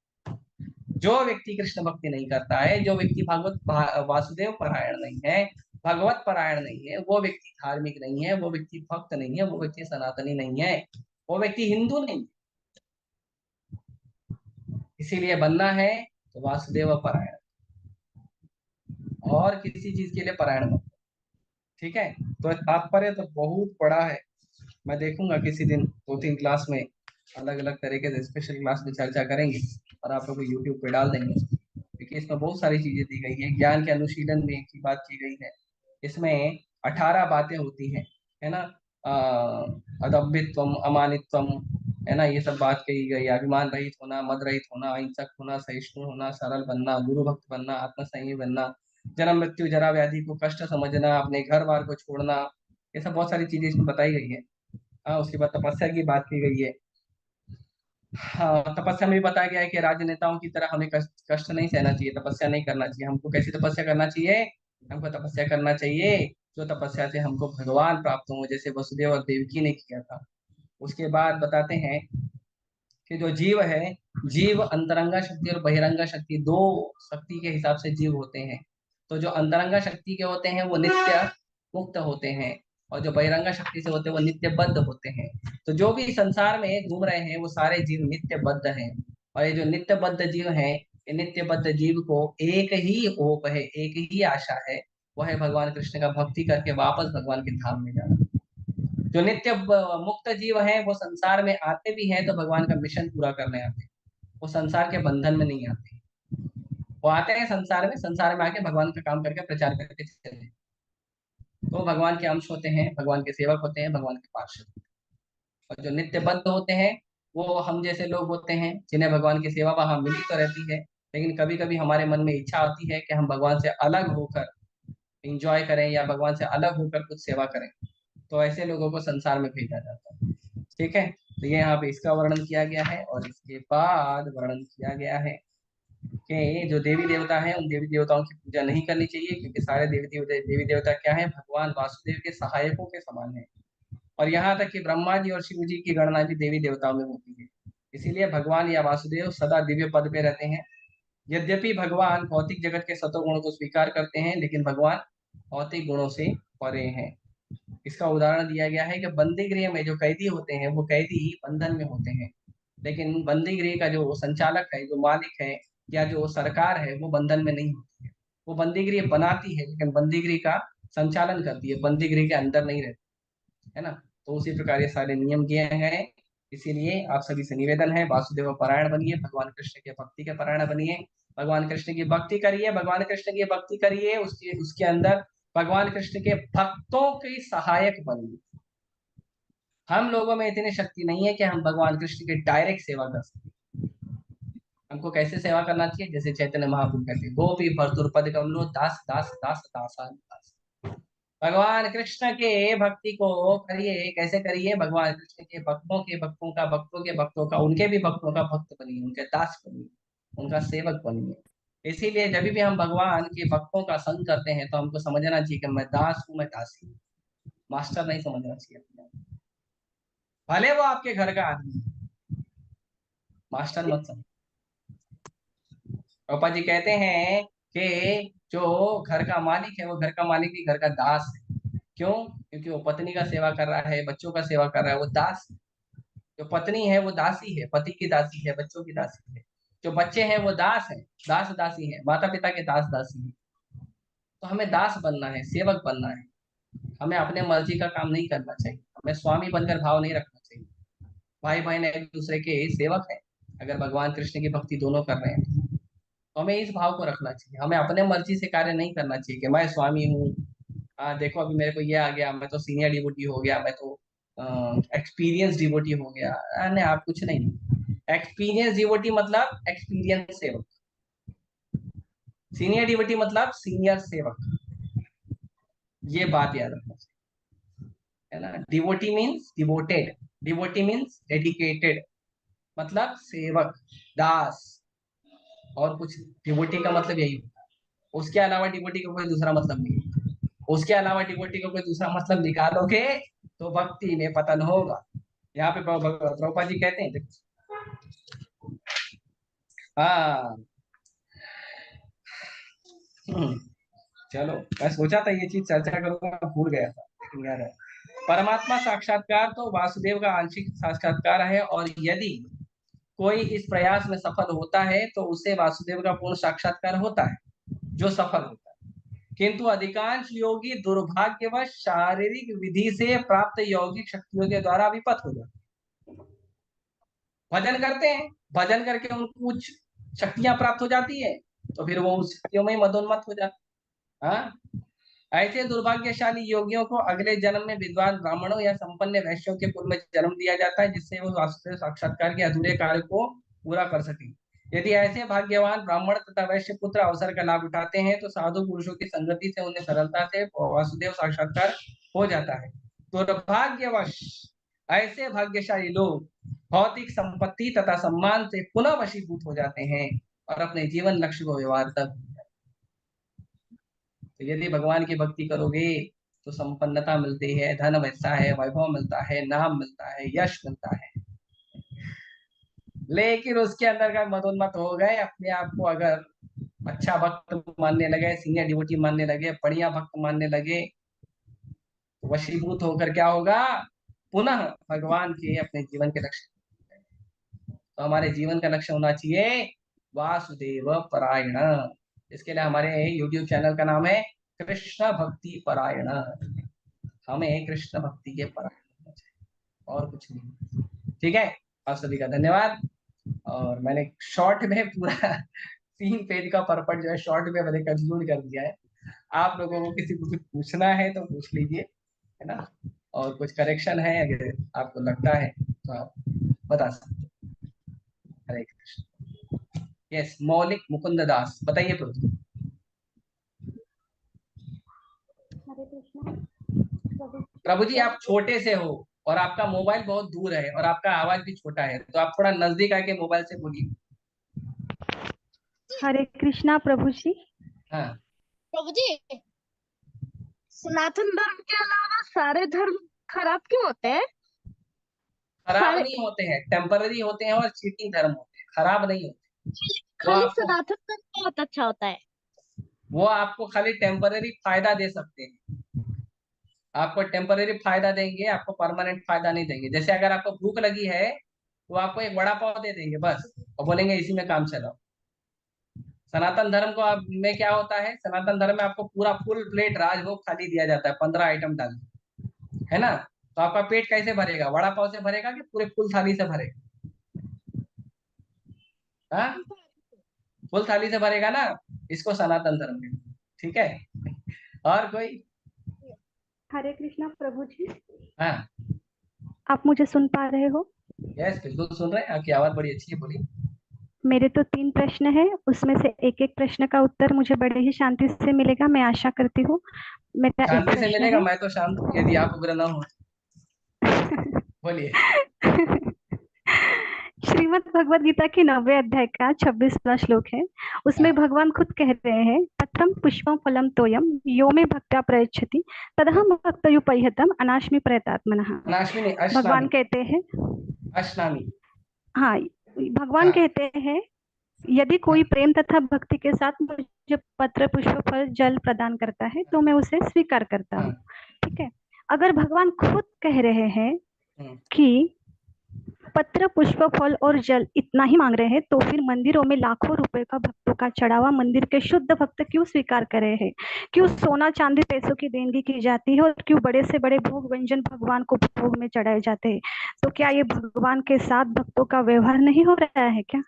हाँ, एक मिनट, हाँ। मैं आपका उत्तर देता हूँ भगवत गीता से ही। भगवत गीता में आपने कौन सा श्लोक बताया माता? गीता का 9वां अध्याय है, उसका 26वां श्लोक है। अभी 27 नंबर श्लोक को देखिए आप, उसी का नेक्स्ट श्लोक देखिए। मुझे उत्तर चाहिए प्रभु जी। हाँ, मैं उत्तर दे रहा हूँ ना। 26 नंबर श्लोक आपने पढ़ा, आप 27 नंबर श्लोक पढ़िए, उसका ट्रांसलेशन पढ़िए, मैं उत्तर देता हूँ आपको। ठीक है, मैं पढ़ ट्रांसलेशन लूंगी। पढ़िए ठीक है, पढ़ लूंगी। माता जी, ट्रांसलेशन पढ़िए, सब सबको सुनाई देना चाहिए ना। प्रश्न आपने बोल दिया, उत्तर बोला ही नहीं, सबका फायदा नहीं होगा, नुकसान हो जाएगा। बोलिए, रीड द ट्रांसलेशन प्लीज। 26वां श्लोक का ट्रांसलेशन करना है। हाँ, 26 नहीं, 27। 27, ओके। पढ़िए, मुझे गीता लेनी पड़ेगी। मैं पढ़ देता हूँ, मैं पढ़ देता हूँ। देखो आ गया, नवजोत प्रभु का धन्यवाद। एक नंबर नहीं, भगवता का एक नहीं, 9वां अध्याय 27 नंबर श्लोक, 927। यस, वो उसको हिंदी ट्रांसलेशन मारिए।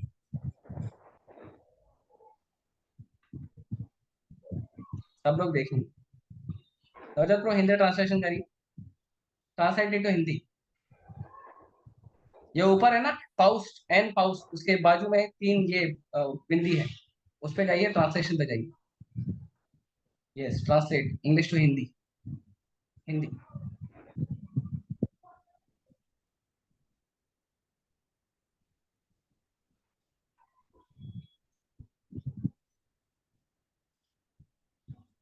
ट्रांसलेट, ठीक है। आप सभी देखिए, मैं पढ़ रहा हूं। तुम जो भी करते हो, जो भी खाते हो, जो भी चढ़ाते या दान करते हो, और जो भी तपस्या करते हो, हे कुंती पुत्र, वह सब मुझे अर्पण करो। क्या लिखा है? वह सब भगवान को अर्पण करो। हाँ, आगे नेक्स्ट श्लोक, नवजोत प्रभु गो टू द नेक्स्ट। उससे क्या फायदा मिलेगा? ट्रांसलेट, नीचे ही, नीचे ही ट्रांसलेट, नीचे ही, नीचे जाओ। ओके, हाँ, इस प्रकार आप कर्म बंधन और उसके शुभ अशुभ फल से मुक्त हो जाएंगे। त्याग के इस सिद्धांत में अपना मन मुझ पर केंद्रित करके तो मुक्त हो जाओगे और मेरे पास आओ। तो जो करोड़ों लाखों चढ़ाया जाता है वो भगवान का ही नहीं है। पूरी सृष्टि भगवान की है, तो भगवान को वापस देने में नुकसान क्या है? लाखों करोड़ों का सोना चांदी गहना चढ़ाया जाता है, तो कृष्ण का ही है, तो कृष्ण को वापस देने में नुकसान क्या है? और अगर कृष्ण का धन अगर तुम अपने पास रखते हो तो तुम चोर हो ना। हाँ, भगवान बोलते हैं स्तेन एव ही। हाँ, तुम क्या हो? अगर तुम कृष्ण का धन कृष्ण को वापस नहीं देते हो तो तुम चोर हो। तो संसार की सारी वस्तु कृष्ण की सेवा में लगानी चाहिए। सब कुछ मंदिर में दान करिए और मंदिर में चढ़ावा चढ़ाइए, और आपको मंदिर से प्रसाद मिलेगा, आपको मंदिर में भगवान का दर्शन मिलेगा, आप मंदिर में आओगे, भगवान की कथा श्रवण मिलेगी, आपका जीवन शुद्ध होगा और आप भगवान के धाम में जाओ। इसीलिए मंदिर में ही सब कुछ देना चाहिए।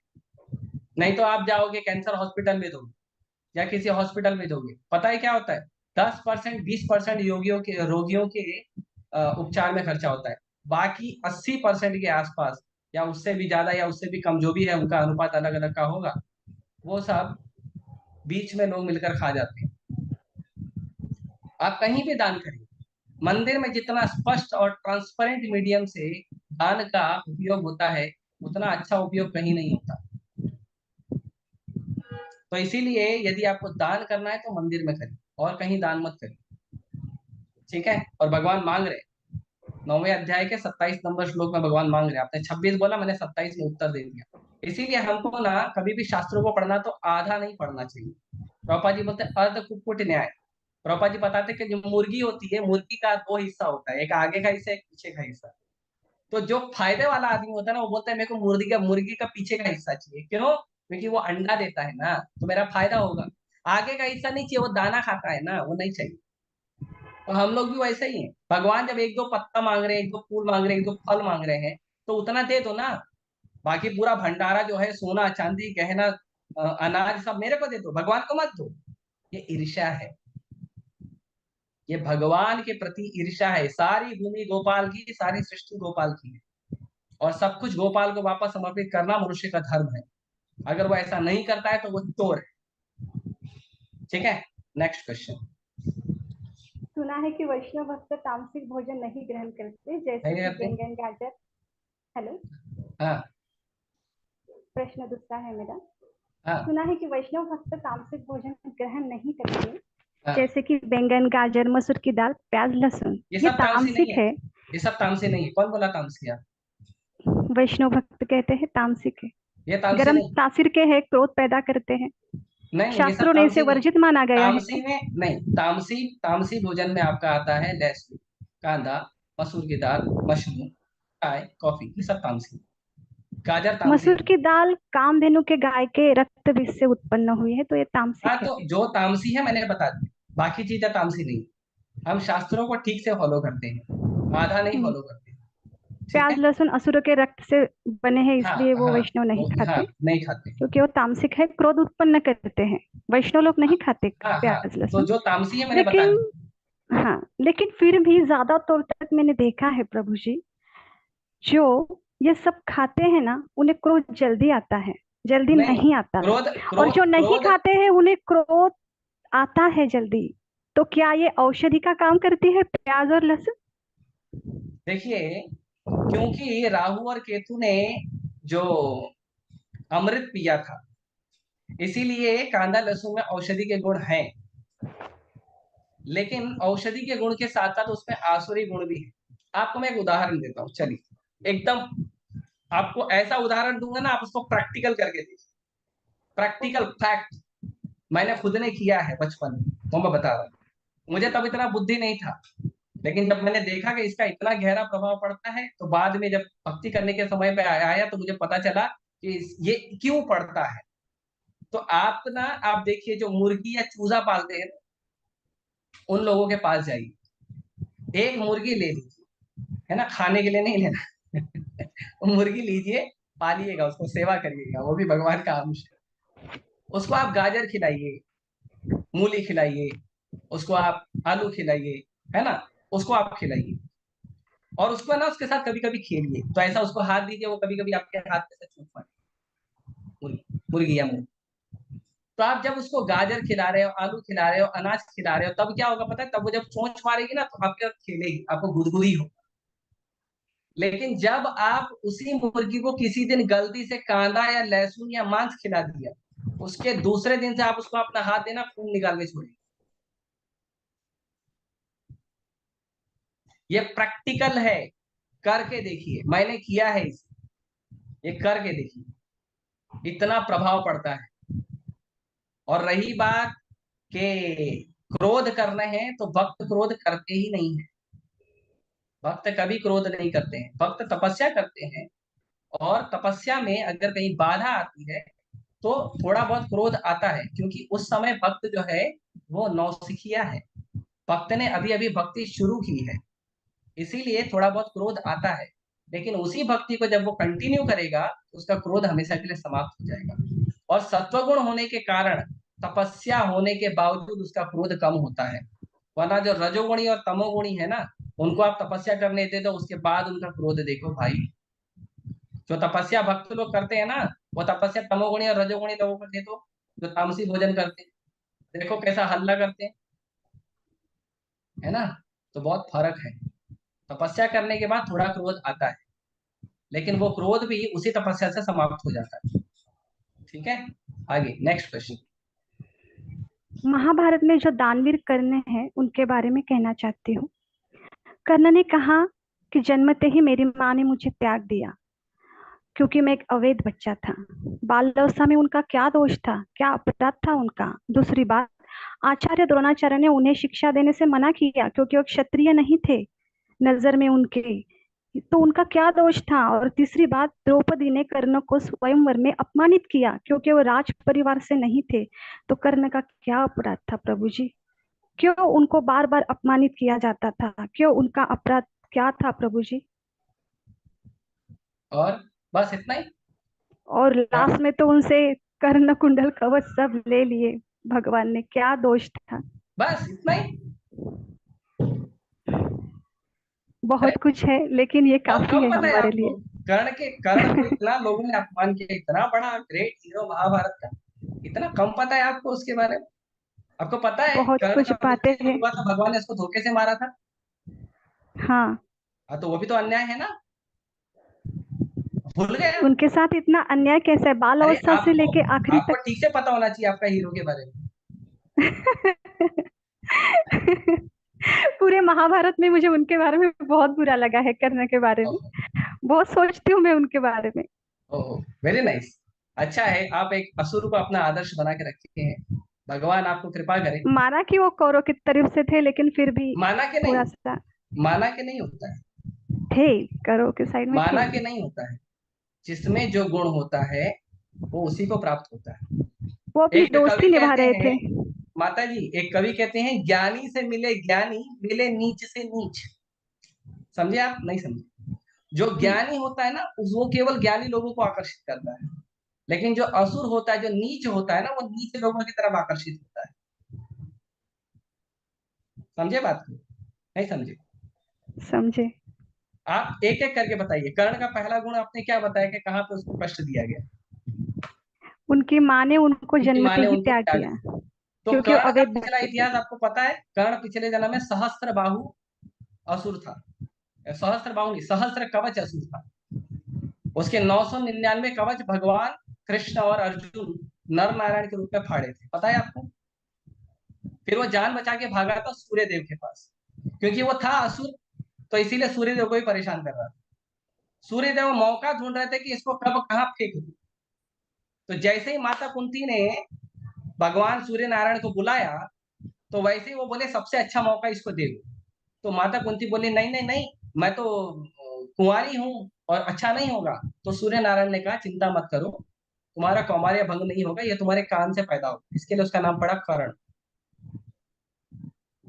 लेकिन माता कुंती जो है वो निर्दयी नहीं थी, वो चाहती तो डस्टबिन में भी फेंक सकती थी बच्चे को। उन्होंने अच्छे से टोकरी में डाल के उसको नदी में प्रवाहित किया कि कहीं जाके इस बच्चे का पालन हो जाए, क्योंकि वो माँ है। माँ कभी बच्चे का बुरा नहीं चाहती, पहला। दूसरा बताइए। कि आचार्य द्रोणाचार्य ने उन्हें शिक्षा देने से आचार्य मना द्रोण किया ने क्योंकि वो उनको ज्ञान क्यों क्षत्रिय नहीं नहीं दिया? थे। तो आचार्य द्रोण के बारे में अगर मैं वर्णन करूं, तो आचार्य द्रोण जो है वो कभी भी किसी को ज्ञान देते थे तो उस ज्ञान का उसको उद्देश्य पूछते थे कि तुम ज्ञान लेके करोगे क्या। यही उन्होंने एकलव्य को भी पूछा, यही उन्होंने कर्ण को भी पूछा। पर वो लोग ज्ञान लेने के लिए, क्षत्रिय धर्म का पालन करने के लिए ज्ञान लेना नहीं चाहते थे, अपनी इच्छा पूरी करने के लिए ज्ञान लेना चाहते थे। गुरु द्रोणाचार्य का अगर आप दूसरा पहलू महाभारत में देखेंगे, तो द्रौपदी का जो भाई था, द्रौपदी का भाई, वो द्रौपदी का भाई का को द्रौपदी के पिताजी ने प्रार्थना किया था कि मुझे एक ऐसा पुत्र दीजिए भगवान कि जो द्रोणाचार्य को मारने वाला हो, द्रोणाचार्य का वध कर सके। तो वो पुत्र पैदा ही हुआ था द्रोणाचार्य का वध करने के, लेकिन वो क्षत्रिय धर्म का पालन करना चाहता था, इसीलिए द्रोणाचार्य अपना वध करने वाले लड़के को ही ज्ञान देते। इतने निष्पक्ष थे वो, इतने ट्रांसपेरेंट थे नॉलेज देने में। महाभारत तो ठीक से पढ़ा नहीं है, खाली कर्ण की स्टोरी सुन लिया हम लोगों ने। द्रोणाचार्य की महानता हम क्या समझेंगे माता जी? द्रोणाचार्य को पता था कि ये लड़का पैदा ही हुआ है मेरा वध करने के लिए, क्योंकि क्षत्रिय धर्म का पालन करना चाहता है, इसलिए उसको ज्ञान दे दिया। तीसरा, आपका तीसरा द्रौपदी ने लॉजिक। कर्ण को स्वयंवर में अपमानित किया क्योंकि वो राज परिवार का हिस्सा नहीं थे। हाँ, वेरी गुड। तो मान लो आप कॉलेज में पढ़ती हो या जॉब करती हो? मेरा बिजनेस है, ब्यूटिशियन अच्छा, हूँ। आप बिजनेस मैं करते हो, पेंटिंग के ब्यूटिशियन। क्लासेस लेती हूँ और बस सिंगिंग के बस वो क्लासेस ठीक है। लेती हूँ। हाँ ठीक है। हाँ। तो आप ब्यूटिशियन का काम करती हैं, उसका बिजनेस है। अभी कल को सड़क चलता कोई लड़का आ जाए और आपको प्रपोज करे, बोले मेरी वाइफ बनो, और आपको वो लड़का पसंद नहीं है और आप उसको मना कर दोगी, देखो मैं तुम्हारी वाइफ नहीं बन सकती, मेरे को किसी और से प्यार है, तो आपने उस लड़के का अपमान किया क्या? नहीं। नहीं किया ना। और स्वयंवर का मतलब क्या होता है कि लड़की स्वयं चुनेगी ना उसको कौन से लड़के से शादी करना है। तो अगर द्रौपदी ने बोला मुझे अर्जुन से शादी करनी है, कर्ण से नहीं करनी है, तो उसमें अपमान क्या हुआ? अपमान तो कर्ण ने अपने अपने आप अपने ऊपर ले लिया ना। तो गलती किसका है, द्रौपदी का है क्या कर्ण का है? हाँ माता जी, कर्ण का। कर्ण का गलती है ना। चौथा लॉजिक। कवच कुंडल छीन ले गए उनसे। कवच कुंडल ले लिया। तो आप मुझे बताइए, अर्जुन ने कवच कुंडल नहीं पहना था और कर्ण कवच कुंडल पहन के लड़ाई कर, ये न्याय है कि अन्याय है? न्याय है। ये न्याय है कि कर्ण के ऊपर अन्याय कितने भी है। बाण मारेंगे तो कर्ण को असर नहीं करेगा, लेकिन अर्जुन, कर्ण जो है अर्जुन का बाण मार के उसका छाती भेद सकता है। ये न्याय है कि अन्याय है? अन्याय है। अन्याय है ना। तो भगवान को तो न्याय करने के लिए खड़े हुए थे ना वहां पे, धर्म धर्म क्षेत्र में। हाँ, हम अज्ञानी है, इसलिए प्रभु जी ज्ञानी होते तो आपकी तो जगह इसीलिए होते। आपका एक एक लॉजिक क्लियर कर रहा हूं मैं। हाँ, और उसके बाद नेक्स्ट, उसके बाद और एक सबसे आखिरी, कर्ण को अन्याय से मारा गया जब वो रथ के नीचे था। तो जब अर्जुन का पुत्र अभिमन्यु 7 महारथियों से अकेले लड़ाई कर रहा था, तो सातों के सातों महारथी मिलके भी अभिमन्यु को नहीं हरा पा रहे थे। तो कर्ण ने रथ तोड़ा था अभिमन्यु का, और कर्ण ने पीछे से वार किया था अभिमन्यु को, छाती पे वार नहीं किया था, पीछे वार किया था, धोखे से मारा था उसे। अभिमन्यु अर्जुन का बेटा था और भगवान कृष्ण का भांजा था, भगवान कृष्ण की बहन सुभद्रा का बेटा था। इतने सारे अन्याय किए थे, और अन्याय गिनाता हूं कर्ण के। समय तो जा रहा है, पर मैं क्योंकि बात हुई है तो पूरा क्लियर कर देता हूं। और एक अन्याय कर्ण का, जब माता द्रौपदी को जुए में नहीं लगाया गया था, क्योंकि स्त्री जो होती है, स्त्री सम्माननीय होती है, वो संपत्ति नहीं होती, तो कर्ण ने बोला था कि ये 5 पांडव की जो पत्नी है वो भी इनकी संपत्ति है, उसको भी बुलाओ। कोई राजी नहीं था बुलाने के लिए, लेकिन दुर्योधन कर्ण की बात मानता था, क्योंकि दुर्योधन भीम और अर्जुन से चलता था और उसको पता था कि इनको कोई टक्कर दे सकता है तो कर्ण दे सकता है। इसीलिए उसने कर्ण की बात मान के द्रौपदी माता को 20,000 महारथ खड़ा किया। अच्छा, खड़ा किया ठीक है, फिर कर्ण ने बोला मेरे को इसकी नेकेड ब्यूटी देखनी है, इसका नंगा शरीर देखना है, ये कर्ण ने बोला था। फिर दुर्योधन ने दुशासन को बोल के उसका वस्त्र हरण करवाया, और फिर कर्ण ने कहा था कि अगर ये 5-5 आदमी के साथ रह सकती है तो 6 आदमी मिल गया तो क्या फर्क पड़ता है, इसी वेश्याओं को कोई फर्क नहीं पड़ता। आप सोचिए, पूरे पृथ्वी के चक्रवर्ती सम्राट की जो सबसे बड़ी बहू है, 20,000 महारथियों के बीच में उसको उसने वैश्या बोला था। कैसे सहन करेंगे भगवान, बताओ। अगर मान लो स्कूल और कॉलेज में या किसी बिजनेस मीटिंग चल रही है, वहां पे किसी एक लड़की को किसी ने वैश्या बोल दिया, लड़की सहन करेगी? लड़की के घर परिवार वाले सहन करेंगे? तब ये कर्ण का दोष था। क्यों? क्योंकि वो स्वभाव से असुर था। चलिए, ये सब भी भगवान ने माफ कर दिया था। भगवान जब गए थे क्या कहते हैं, शांति दूत बन के, तो शांति दूत बन के भगवान पूरी सभा को जाके समझाए थे, सभा में कोई माना नहीं था, और उस सभा में कर्ण भी आया था भगवान को बंदी बनाने के लिए। जब दुर्योधन ने कहा कि इस ग्वाले को गिरफ्तार कर लो, तो गिरफ्तार करने के लिए सबसे आगे कर्ण गया था। तो उस समय भगवान ने उसको भी माफ करके कर्ण को अलग से मीटिंग में बुला के बोला था, कर्ण तुम अच्छे हो, तुम कुंती माता के ज्येष्ठ पुत्र हो, तुम अगर चाहो तो मैं 5 पांडवों को बोलूंगा, 5 पांडव तुम्हारे जीवन भर चरण सेवा करेंगे, तुम पांडवों के पास आ जाओ। लेकिन नीच है ना, असुर है ना, नहीं गया, बोला नहीं मैं दुर्योधन के पास ही रहूंगा, नहीं गया।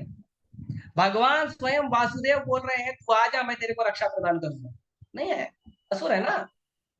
असुर आसुरी काम ही करेगा, दैवी काम नहीं करेगा। ऐसे कई सारे दोष। ठीक है, अगर कोई आपका आखिरी प्रश्न है तो बोलिए, समाप्त करते हैं, 9:30 हो चुका। जीवन का उद्देश्य क्या है प्रभु जी? जीवन का उद्देश्य है कृष्ण भक्ति, भगवान कृष्ण। Thank you. हरे आज कृष्णा, का हरि पूरा बोल। श्लोक यही है, आज का पूरा श्लोक यही है, वासुदेव परा वेदा, वासुदेव परा मखा, वासुदेव परा योगा, वासुदेव परा क्रिया, वासुदेव परम ज्ञान, वासुदेव परम तपा, वासुदेव परो धर्म, वासुदेव परा गति। हरे कृष्ण। हरे ठीक है, कृष्णा। और किसी भक्त का प्रश्न है तो आप लोग ग्रुप में छोड़ दीजिए, उसके बाद हम उसका एक एक करके उत्तर दें। आप हरे सभी का कृष्णा बहुत बहुत प्रभु जी। धन्यवाद। हरे हरे कृष्णा कृष्ण। प्रभु जी, मैं प्रश्न नहीं पूछूंगी, पर इन माता जी को भी धन्यवाद करी और आपको तो बहुत बहुत धन्यवाद कह रही हूँ, क्योंकि इन माता जी के ने क्वेश्चन पूछा, वो हमें भी ज्ञान प्राप्त हुआ कुछ। और धन्यवाद। प्रभु जी, ये कर्ण धन्यवाद कौन धन्यवाद। राक्षस था पिछले जन्म में? कर्ण कर्ण कौन सा राक्षस था पिछले जन्म में, ये मुझे समझ नहीं आया। सहस्त्र मतलब 1000, कवच मतलब कवच, और असुर सहस्त्र कवच असुर। नहीं नहीं प्रभु जी, ये कौन सा राक्षस था कर्ण पिछले जन्म में? ये एक असुर था माता जी, 1000 कवच का इसको वरदान प्राप्त हुआ था, और ये नर नारायण ऋषि ने इसके 999 कवच फाड़े थे।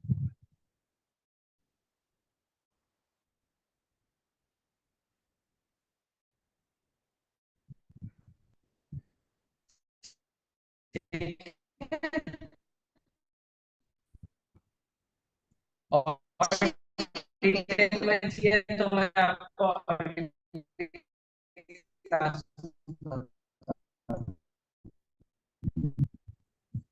यस प्रभु जी। ठीक है, ठीक है। श्रीमद् भागवतम की जय, श्री प्रभुपाद की जय। हरे कृष्णा।